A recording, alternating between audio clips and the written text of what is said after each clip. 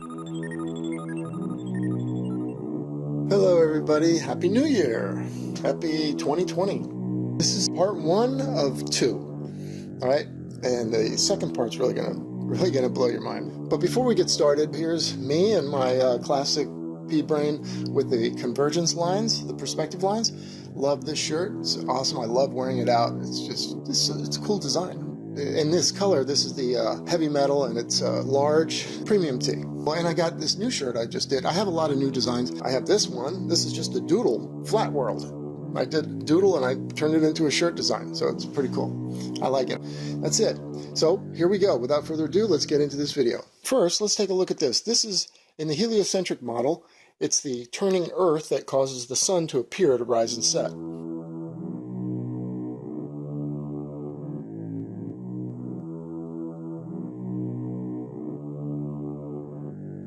And you can see it describes an arc, right? So let's look at some time lapse of the sun and what shape or path it ascribes. Here we go. Here's a couple of sunrises, and you can see I've got a line on it, and it ascribes a straight line.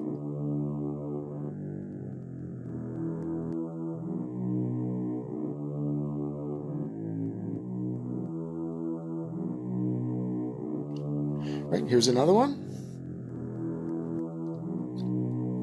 It describes a straight line.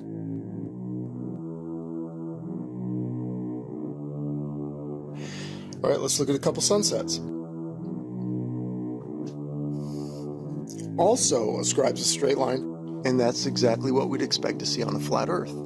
Right? The sun would stay equidistant to the ground, and it moves over the ground. Now, the reason it's angled down like this is due to perspective. Like these wooden planks. Everything, all parallel lines and planes angle to a point in the horizon. So that's all that is. So anyway, here's another sunset. And it obviously you can see I've traced a nice straight line, tracing its path, and it's a straight line.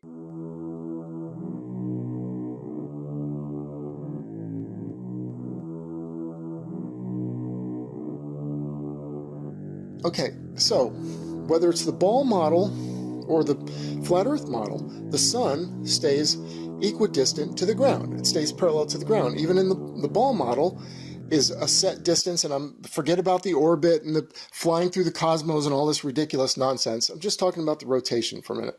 It's the rotation of the Earth. The rotation causes the sun to look like it rises and sets, and it would cause an arc path. The path would be arced. Yet, when we see the time lapse of the sun, the reality, what we actually witness, it's a straight line. You know, especially like here, you're looking out over the over the horizon, and they say, oh, ships and everything are going over the curvature.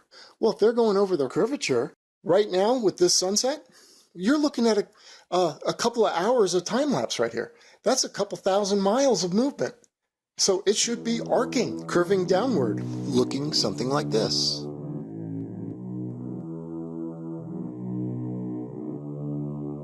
But we don't see that. We see a dead straight line. Simple observation. And thanks to time lapse and having a steady camera that you could put a line on it, the sun path goes straight, which is exactly what we'd expect to see on a flat Earth. A straight path and angling downward, because that's perspective convergence. Everything going away from you angles to your eye level. That's exactly what we'd expect to see, and that's exactly what we see. So it doesn't fit the ball model at all. Okay, and that concludes part 1. Now stay tuned. In a few days, I'm going to put out part 2, and it's going to be a doozy. All right, this one is just a setup for part 2. Okay, so here's some shirts. And here's how you navigate Teespring. Just scroll down from the video, and I have a link here. This will take you to the store. All right, then you can see all the shirts. But if you want to click on the shelf or one of these shirts in particular, this will take you just to the shirt, but you're not in the store per se. Okay, so you got to click right here where it says from brane. That will take you into the store. All right, and that's about it on that. You can scroll through and check out all my fabulous designs.